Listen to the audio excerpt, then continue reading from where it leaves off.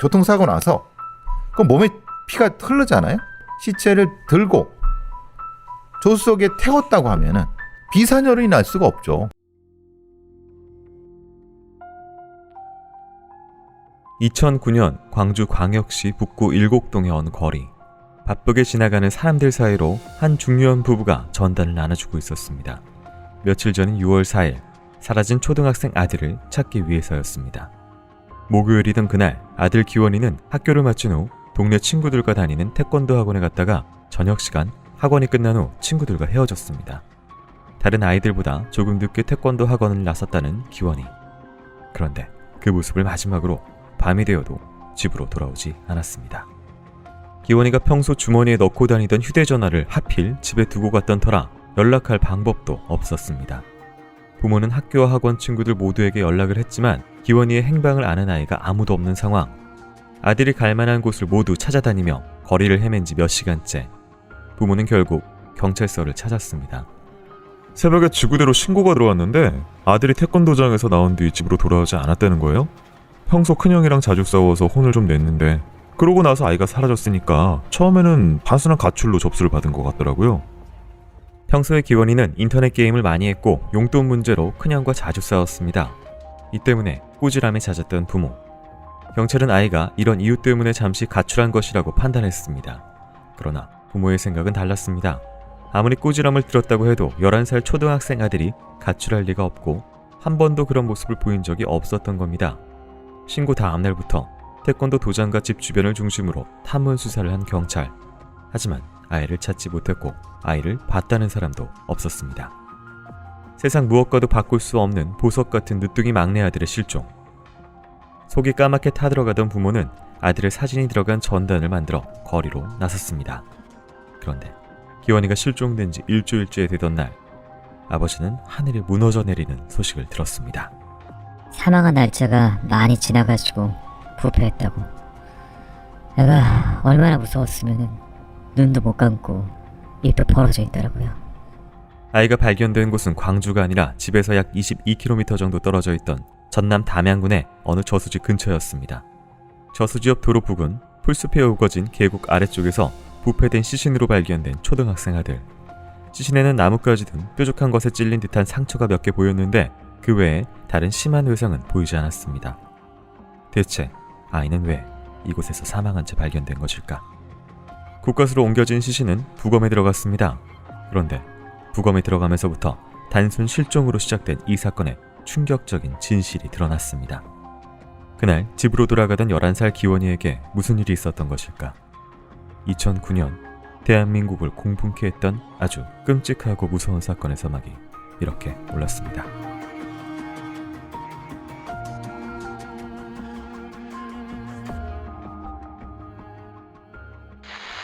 안녕하세요. 이곳은 크라임 전 진행과 연출을 맡고 있는 김PD입니다. 여러분 반갑습니다. 날카롭고 정확한 분석으로 대한민국의 정의를 세우고 계시는 배성훈 프로파일러님 모십니다. 예, 안녕하세요. 배성훈입니다. 반갑습니다. 지친 심신을 깨끗하게 닦아주는 제주 리퍼블릭 비건 클렌저. 크라임은 제주의 자연을 담은 제주 리퍼블릭과 함께 하고 있습니다. 자, 오늘 사건은 2009년 6월 광주에서 발생한 사건입니다. 태권도장에 갔다가 사라진 아들이 사망한 채 발견이 됐었는데요. 참고로 이름은 가명으로 좀 진행을 하도록 하겠습니다. 일단 아이가 발견된 곳이 말 그대로 집이 아니라 22km 떨어져 있던 저수지 부근 도로 옆 풀숲 언덕 아래에서 발견이 됐습니다. 부패가 겉보기에는 심했고 외상은 딱히 없었고요. 여러 가지 찔린 듯한 상처. 이후에 좀 부검 들어가게 되는데요. 실종된 상황도 일단 거리에서 갑자기 사라져서 뜬금없이, 그러니까 도로 태권도장 이후에 안 보여서 갑자기 난데없는 곳에서 나왔기 때문에요. 이거 어떻게 봐야 될까요? 일단 대상성을 봐야죠. 11살짜리. 11살짜리 유괴라고 하면 좀 애매해요. 근데 11살짜리가 갑자기 사라졌다.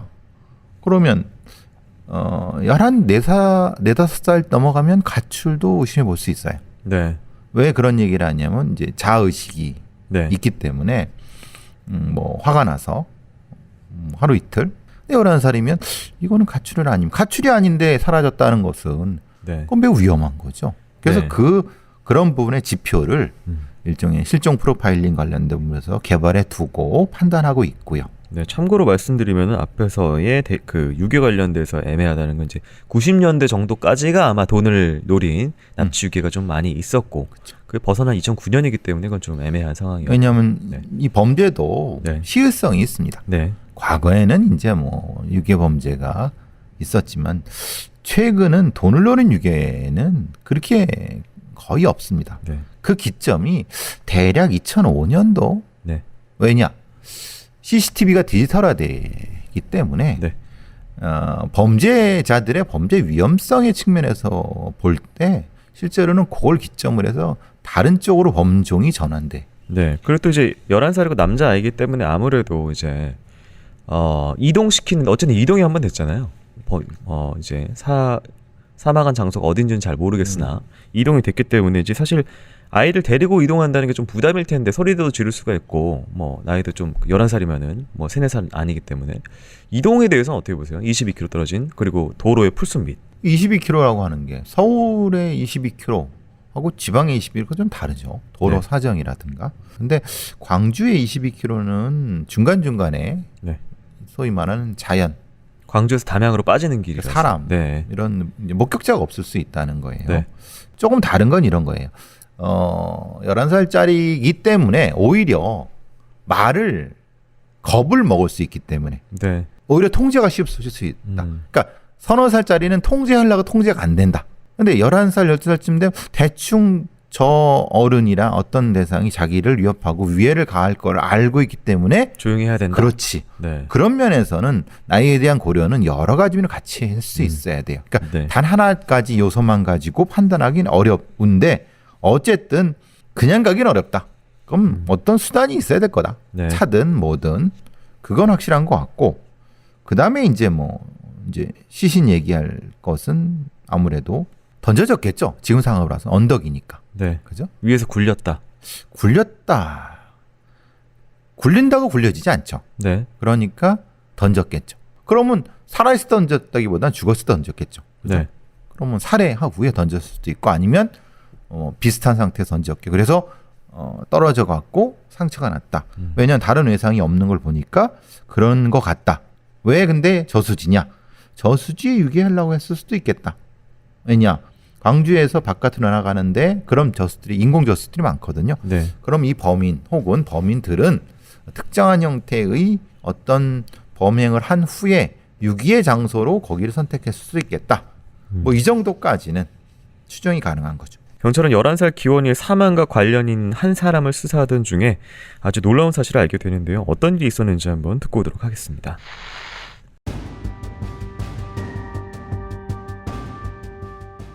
길거리에서 기원이가 실종되고 3일째 되던 날, 그러니까 시신이 발견되기 약 4일 전, 지구대로 한 남성이 찾아왔습니다.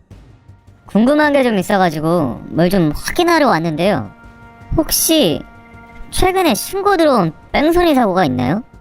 남성은 술에 취해 있었지만 잠옷 진지한 표정으로 믿지 못할 이야기를 꺼내놨습니다. 며칠 전 지인과 만나 술을 마시기로 약속했는데 지인이 3시간 정도 늦어 이유를 물으니 교통사고로 아이를 죽였다는 황당한 변명을 했다는 것입니다. 신고자 말로는 평소 지인의 허풍이 좀 심해서 너무 허풍이라고 생각하고 전혀 심각하게 생각을 안 했는데 전봇대에 아이 찾는다고 붙어있는 그 전단을 본 거예요. 실종된 날짜를 보니까 자기가 그 지인이랑 약속이 있던 그날이니까 혹시나 하는 마음에 지구대에 간 거죠. 그러나 뺑소니 사고로 들어온 신고는 없었습니다. 제보는 그냥 묻힐 뻔했지만 종종 술자리에서 범행을 털어놓는 범죄자들이 있었기에 사실 파악이나 해보자며 조사에 나섰 경찰. 남성이 제보한 지인은 인테리어업을 하고 있는 40대 남성 이 씨였습니다. 경찰은 이 씨의 차량을 수색해보기 위해 그를 찾았습니다. 그러나 이 씨는 교통사고가 있었다는 사실 자체를 부인했습니다. 그의 말대로 범퍼 등 차량 앞쪽에는 찌그러진 흔적이나 사고의 흔적이 전혀 없었습니다. 역시 뺑소니 사고는 술자리에서 내뱉은 실언일 뿐일까? 그런데 차량을 국과수로 넘겨 정밀 수색하자 상황이 급변했습니다. 조수석 문 쪽과 아래쪽 발판 등에서 비산된 작은 혈흔들이 발견됐던 것입니다. 차량 안쪽에만 흩뿌려져 있었던 혈흔들. 아이가 실종되던 날 이 씨 차량의 동선을 확인해보니 그날 밤 시 외곽으로 빠져나가 시신이 발견된 도로 근처를 운전했던 사실이 CCTV를 통해 밝혀졌습니다. 결국 이 씨는 경찰에 긴급 체포됐습니다. 그러자 차에서 피해자 혈흔이 나왔다고 하니까 그제서야 자기가 교통사고를 냈다. 교통사고로 아이가 죽어서 무서워서 유기했다. 이렇게 진술했습니다. 이 씨가 주장하는 사건의 전말은 이랬습니다. 사건 당일 오후 4시부터 지인을 만나 술을 마신 이 씨. 그는 혼자 맥주 5병에 소주 1병을 마셨다고 했습니다. 몇 시간 뒤 이 씨는 저녁 8시에 있는 다른 술 약속에 가려고 자리에서 일어났습니다. 술에 취한 상태였지만 습관적으로 운전대를 잡은 이 씨. 약속 장소로 향하던 중 어느 아파트 단지를 지나다 횡단보도를 건너고 있던 초등학생을 치었다고 했습니다. 그 사고로 아이가 피를 흘리며 사망하자 두려운 나머지 아이의 시신을 조수석에 싣고 시 외곽의 한 야산으로 가서 유기했다고 진술한 이 씨. 하지만 이 씨가 지목한 장소에는 아이의 시신이 없었습니다. 교통사고 사망사건에 대해 자백한 이 씨가 왜 시신을 유기한 장소에 대해 거짓말하고 있는 것일까? 그가 숨기고 싶어 했던 끔찍한 비밀, 그 베일이 하나씩 벗겨지고 있었습니다.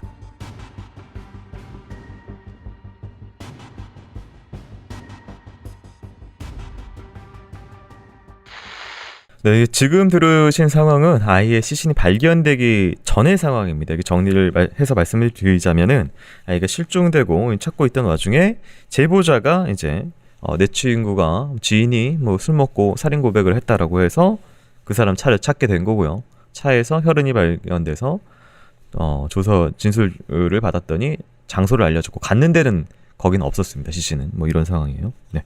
그러니까 어디까지가 맞는 건지. 근데 사실 자기도 모르죠.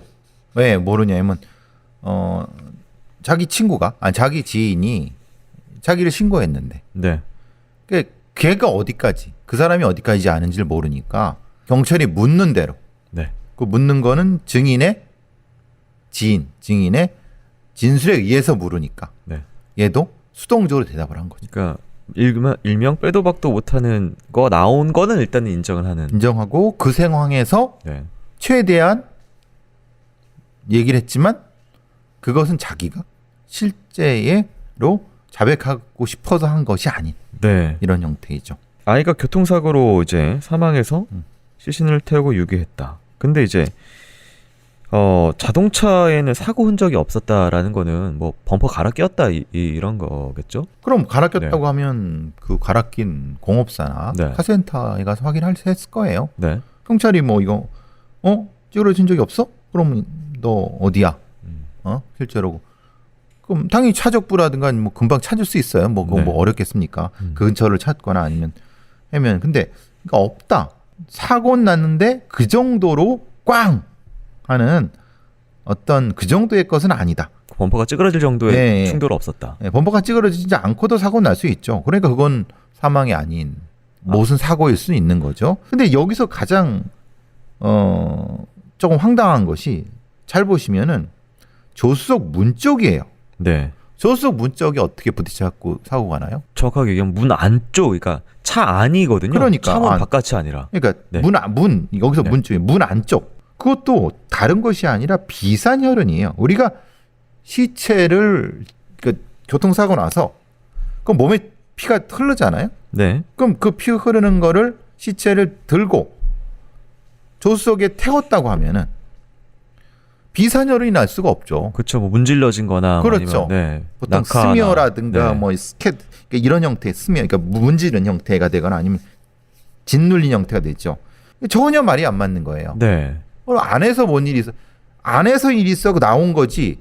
지금 본인은 바깥에서 사실을 실었다. 네. 증거가 균형이 안 맞아요. 범인이 거짓말하고 있다는 걸 알 수 있는 거죠. 일단 물적 증거는 안에서 뭔가 피가 흩뿌려질 만한 뭐 어떤 행위가 있었다라는 거는 물적 증거는 있네요. 그렇죠. 네. 그러니까 그 결과는 있는 거죠. 물적 네. 증거의 결과. 네. 근데 이제 이런 게 본인의 말하고 좀 다르잖아요. 그래서 혹시나 이 사람이 아이가 발견되는 장소를 일부러 안 가르쳐 주는 거 아닌가? 왜냐면 시신이 발견이 되면은 시신의 흔적이 뭔가 좀 나오면은 자기 말이 앞뒤가 안 맞는 게 걸릴 수가 있잖아요. 근데 문제는 그거예요. 네. 혈흔이 나왔잖아요. 네. 그럼 DNA 검사를 할 거란 말이에요. 네. 그럼 그 아이의 DNA가 나올 거란 말이에요. 네. 그건 빼도 박도 못 하는데. 그렇죠. 그죠? 그러니까 당연히 그 상황에서는 자백을 해야 되는데 그 상태에서는 일종의 이 반 정도 속이는 거죠. 왜냐하면 상황을 파악을 자기도 못했으니까. 범죄자가요? 그렇죠. 네. 그 상황에서 최적화된 답변을 한 것 같다. 이렇게 해서 했다. 근데 시체 어디 있어? 모르겠어요. 어디 뭐 그냥 누가 물어갔겠죠. 들짐승이나 그럴 가능성이 높다는 거죠. 네. 이 아이의 시신을 찾기 위해서 경찰은 이 씨를 설득해서 결국 유기 장소를 알아냅니다. 저희가 브리핑 첫 번째에서 얘기했던 담양 저수지 근처의 도로 옆 풀숲이었는데요. 이 장소, 이 씨에게 매우 익숙한 곳이었다고 합니다.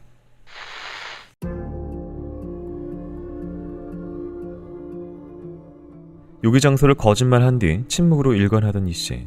그러나 경찰에 교통사고가 사망의 원인이라면 큰 처벌을 받지 않을 테니 털어놓으라는 설득에 이 씨는 진짜 유기 장소를 찾았겠습니다. 그곳은 평소 이 씨가 친구들과 몇 번 가봤기에 지리에 익숙한 장소였습니다. 이 씨는 차에 치인 채 피를 흘리며 사망해 있는 아이를 안아 올려 차에 태우고 이곳으로 데려와 도로 옆 계곡 풀숲으로 던져 유기했다고 진술했습니다. 담양 남면의 도로 옆 풀숲 아래에서 발견된 11살 기원이의 시신. 이 씨는 이곳으로 온 뒤 시신을 유기할 적당한 곳을 찾기 위해 중간에 내려 장소를 물색하기도 했습니다. 그런데 차에 치인 아이가 바로 사망했다는 진술과 차에 남은 흔적이 맞지 않았습니다. 또 이런 큰 사고가 있었는데 목격자가 하나 없다는 것도 이상했습니다. 사고가 발생한 장소는 아파트 단지를 가로지르는 2차선 도로의 횡단보도로 사고 발생 시간인 저녁에는 사람과 차의 통행이 많은 곳이었습니다. 왜 아무도 아이가 사망한 것을 보지 못했을까? 그런데 이 씨가 체포됐다는 뉴스가 보도되자 경찰에 목격 신고가 들어오기 시작했습니다. 제가 그날 8시 반쯤에 친구 2명이랑 아파트 옆에 있는 공원에 가다가 애가 횡단보도에서 차에 치이는 걸 목격했어요. 봉고차가 애를 들이받았는데 쿵 소리가 나고 애가 쓰러졌어요. 아저씨는 그때 운전대를 잡고 멍하니 앉아 있었고요.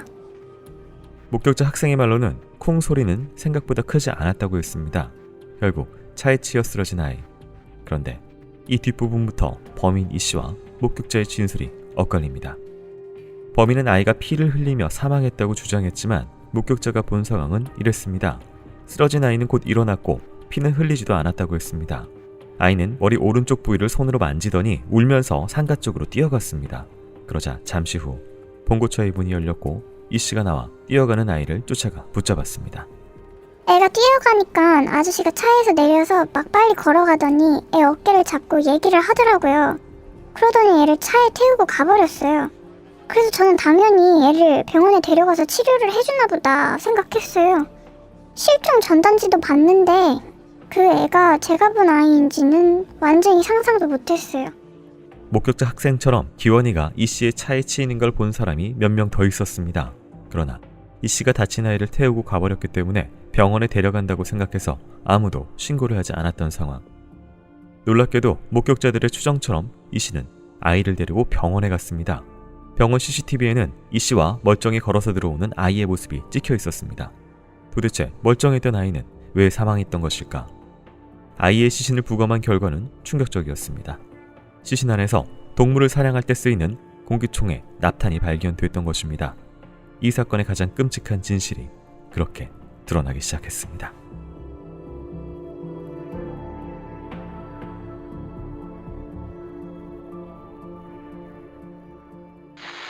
참고로 이 씨는 평소 이제 사냥을 위해서 차량에 공기총을 가지고 다녔다고 했는데요. 이 총기를 평소에도 가지고 다니는 건 불법이라고 합니다. 사건 당시 이 씨는 음주운전 때문에 면허가 취소된 상태로 무면허로 심지어 음주운전을 하고 있던 상황이었습니다. 그러니까 아이가 사고 충격 당시에 대해서 진술, 그 목격자가 있었기 때문에요. 본인의 말과 갈라지는 지점. 그리고 다 거짓말이죠. 네. 목격자의 말이 맞는 거죠. 교통사고가 났는데 아이는 그냥 머리만 본네트에 부딪혀갖고 찌그러지도 않고 그냥 뭐 어떻게 보면 살짝 부딪혔는데 네. 소리만 좀 났고 크게 나지도 않았고 가볍다고 볼 수는 없지만 그냥 치료가 가능한 뭐 그런 것 같아요. CCTV에 보는 것처럼 자기 스스로 걷기도 하고. 그런데 문제는 이 범인의 상태가 술 먹었지 무면허 운전이지 거기다가 불법 무기까지 자기 총이라 하더라도 네. 영치시키지 않으면 다 불법입니다. 네. 경찰서 저기 지구대에 네. 4-5가지 범죄를 저지르고 있는 거죠. 그 자체가. 이제 사망한 채 발견됐고 몸 안에서 납탄이 나왔다. 예, 그 안에서 비산혈흔이 아까 있었잖아요. 그렇죠. 네. 그러면 왜 비산혈이 나타나는지 알겠죠. 그 안에 있는 아이를 자기 공기총으로 쏘아서 거기서 죽인 거네요. 네. 첫 발은 이제 들어갔고 다음 발이 쓰러져 있는 상태에서 해갖고 비산혈흔이 아래쪽으로 퍼진 것이 아닐까. 네. 여러 발을 쏜 거라고 보여지는 거죠. 이 사건이 당시에 일명 초등생 공기총 살인 사건으로 알려졌었는데요. 이제 말 그대로 2009년 당시 대한민국 굉장히 공분하게 했던 사건이고요. 특히 이제 광주에서 발생했던 사건이라서 이 지역에서는 가족의 귀가가 늦어지면 굉장히 많은 걱정과 염려, 신고도 평소보다 굉장히 많았다고 하고요. 사건 당시 이제 음주 운전을 하고 있었고 면허 취소가 된 상태였다. 근데 이것 때문에 아이를 공기총으로 쏴서 그걸 감추려고 죽인다고? 이게 좀 이해가 잘 안 되는 상황. 당시에도 그것 때문에 이제 네. 심리 분석을 해달라고 많이 그런 얘기를 했었죠. 그냥 면허만 취소되면 되는 거지.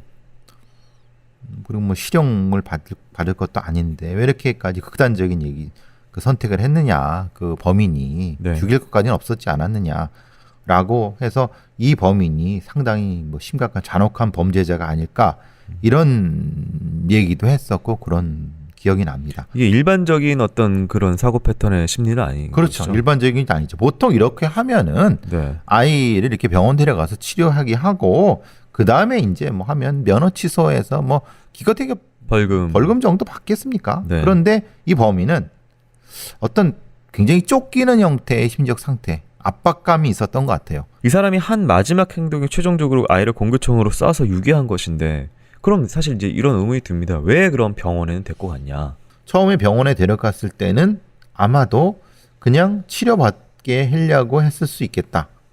그런데 가다 보니까 자기 여러 가지 생각이 들고 사실 치료받긴 해주도 않았어요. 네. 병원에 데려갔다가 그냥 통과해서 나왔죠. 네. 아마 그때 생각이 변하지 않았을까. 자신이 받게 될 어떤 법적인 처벌이 두려워서 그렇게 하지 않았을까. 다른 동기가 처음부터 했다고 하면 병원에 데리고 가지도 않았겠죠. 네. 그죠? 아예. 바로 거기서 죽였겠죠. 근데 얘는 또 공기총을 썼어요. 공기총을 썼다는 건 뭐예요? 뒷자리에 있는 공기총을 꺼내갖고 쏴야 되잖아요. 그리고 네. 공기총이라는 게 장탄을 해야 돼요. 그게 네. 장탄이 되어 있는 게 아니에요. 네. 탄을 넣고 준비 과정이 필요하다. 예, 준비 과정을 해야 된다는 네. 거예요. 그러니까 이 준비 과정을 하려고 하면 세워야 된다는 거죠. 네. 그럼 결국은 작정을 했다는 거예요. 이후 여러 가지 사실들이 밝혀지는데요. 그 사실대로 좀 재구성한 그날의 진실, 그건 정말 끔찍하고 무서운 것이었습니다. 그날의 이야기 듣고 오도록 하겠습니다.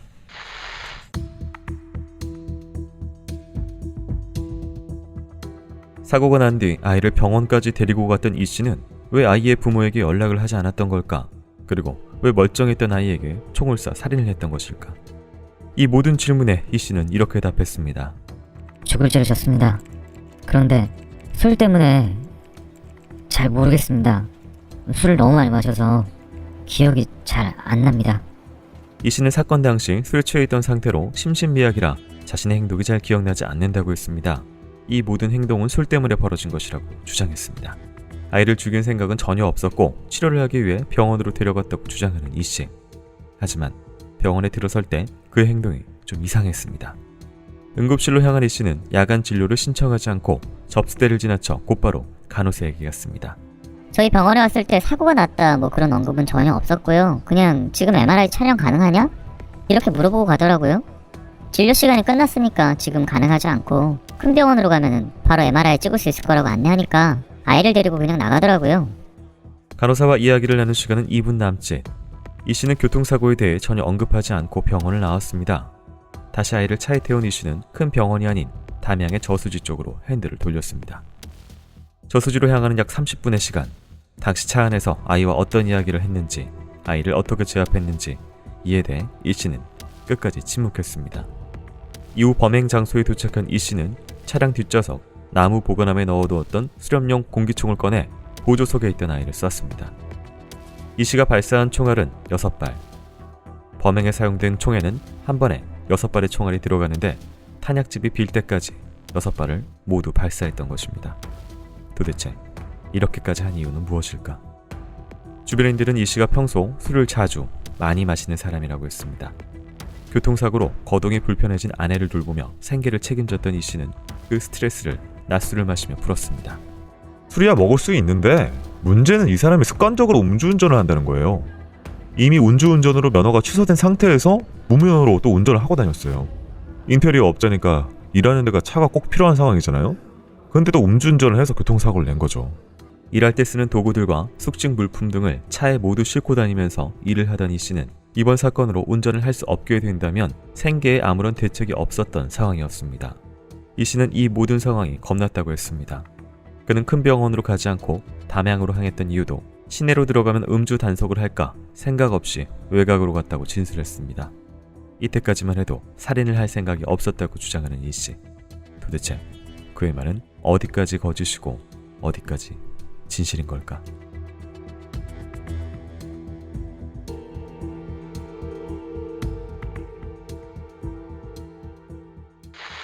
네, 그러니까 앞서서 이 범인이 어떤 생각의 과정들을 거쳤는지가 굉장히 중요하다고 말씀을 하셨는데요. 일단은 병원에서는 바로 간호사한테 가서 이제 MRI 촬영이 가능하냐라고 묻고 여기는 안 되고 큰 병원 가야 된다고 하니까 뒤도 안 들어보고 애를 그냥 데리고 나왔고, 이후에는 본인의 말로는 시내로 들어가면은 음주 걸릴까봐 외곽으로 갔다. 그리고 가던 중에 뭔가 뭐 이렇게 결심을 해서 한 거다. 이런 식으로 얘기를 좀 하고 자세한 건 기억이 안 난다. 술에 취해서. 술에 취해서 기억이 안 나는 상태로 계속 운전했다는 거잖아요. 네.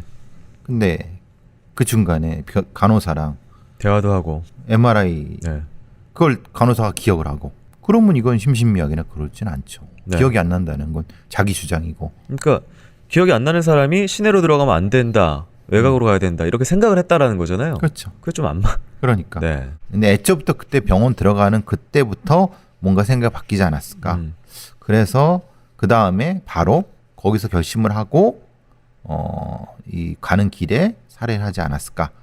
그래서 뭐 말하자면 무슨 뭐 본인이 얘기하는 뭐 알코올에 의해서 뭐 기억이 안 나는 이건 다 거짓말인 것 같고. 또 한 가지 특이했다라고 한다면은 탄약집이 다 빌 때까지 6발이나 아이한테 쐈어요.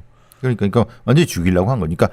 사실 이 공기총 같은 경우는 제대로 안 맞으면 죽진 않거든요. 몸에 맞으면 고통스럽고 나중에야 뭐 죽을 수 있지만, 그러니까 아예 죽일 생각으로 6발을 다 쏜 것 같아요. 이 씨가 2005년 3월에 음주운전으로 면허가 취소됐었는데요. 2007년 9월에 무면허 운전이 적발돼서 2년간 면허시험 응시가 금지된 상태였습니다.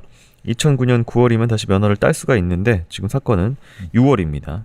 그때 6월에 아이를 치면서 음주운전 및 교통사고 일으켰으니까 면허 취득이 또 어려워질 거다라는 생각에 살인을 저질렀다는 본인 자백이 있었는데요. 말은 되는데 그건 변명이죠.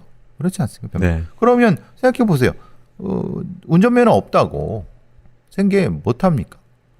아니 뭐 다른 노가다라도 하면 되는 거지. 그러니까 자기 논리에 빠진 거예요. 이 사람 같은 경우는 평소 이제 알코올 의존에 심했던 사람이라는 진술들이 많이 있었고요.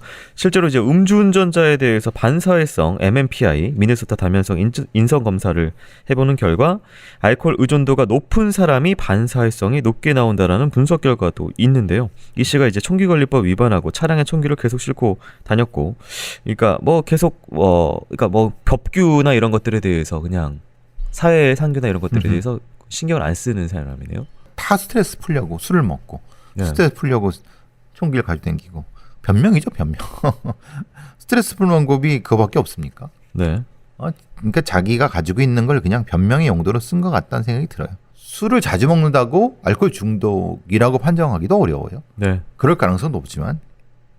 그래서 뭐 어떤 특정한 머리에 특정한 게 손상이 돼서 폭력성의 제어가 있다. 그럴 가능성이 있지만 그게 이 사람의 심신미약의 변명이 될 수는 없어요. 네. 자기 의지력이 약한 거예요.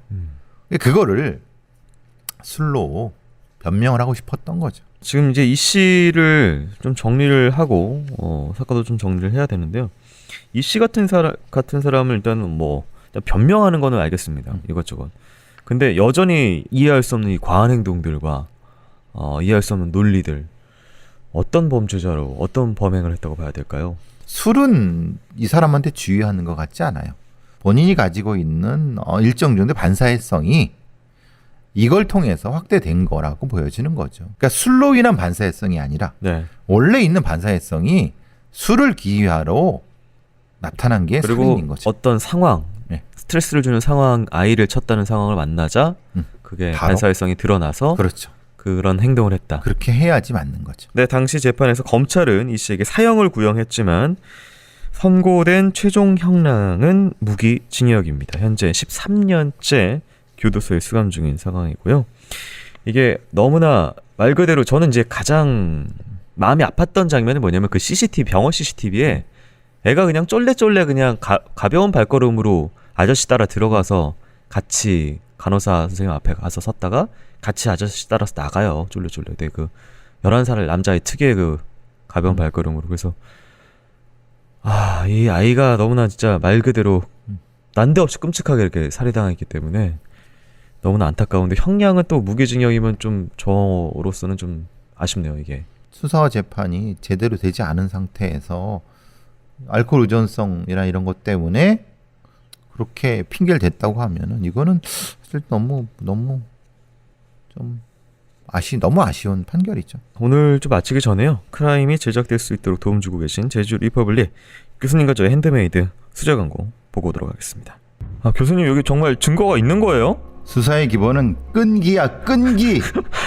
몇 시간째 아무것도 없는데 야외에 계속 있다 보니까 피부 트러블이 장난 아니에요. 나 상호댕이 왕방 감써. 왕방 뭐요? 거친 현장에도 내 보드라운 피부를 보라고. 혹시 비법은 역시 혼자 없어요? 역시 제주지. 해녀들이 하루 종일 야외에서 물질하면 생기는 문제 중 하나가 피부병이야. 해녀들은 그걸 물과 해조류로 해결했지. 미네랄이 풍부한 제주 용암 해소하고 청정 제주의 해조류요?